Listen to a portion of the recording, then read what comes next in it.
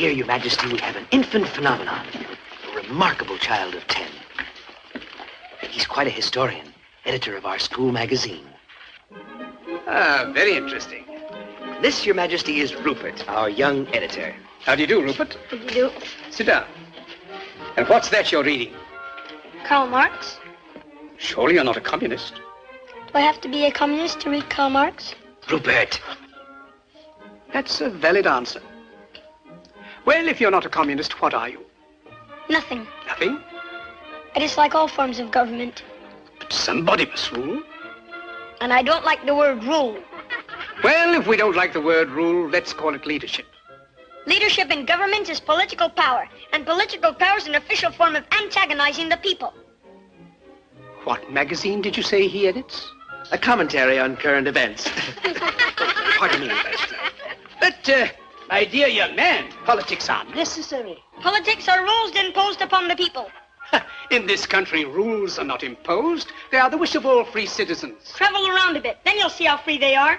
Yes, but you didn't let me finish. They have every man in a straitjacket, and without a passport, he can't move a toe. But if you'll allow me to... In a free world, they violate the natural rights of every citizen. But you don't let me fully... They have become the weapons of political despots. Yes, but may I... And if you don't think as they think, you're deprived of your passport. Will you allow me to leave a country is like breaking out of jail. Yes, and to enter a country is like going through the eye of a needle. But am I free to travel? Of course you're free to travel. Only with a passport. Will you allow me to say something? Only with a passport.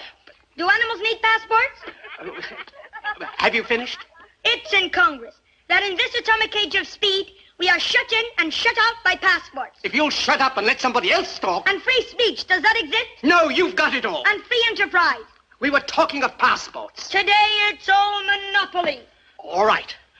Now will you... Can I go into the automobile business and compete with the Auto Trust? If I can get in a word... Not a chance. Can I go into the grocery business and compete with the chain stores? Will you shut up? Not a chance. Monopoly is the menace of free enterprise. As I look back 60 years ago... Where were you 60 years ago? He was a glint in his great-grandfather's eye. Very well now. Have you finished? Now let me say something. Let me tell you how wrong you are. In the first place...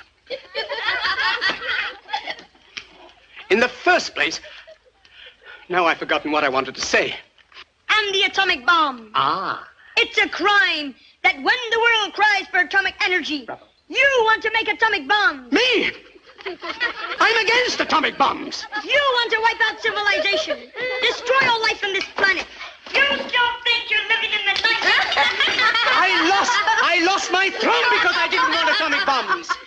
You and your kind think that atomic bombs can solve your problem. Listen, you little rat. Today, man has too much power. The Roman Empire collapsed with the assassination of Caesar.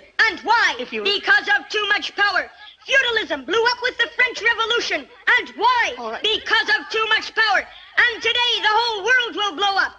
And why? Because of too much power.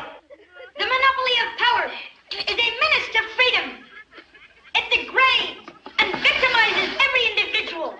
And where is the individual? I don't know. Lost in terror because he's made to hate instead of love.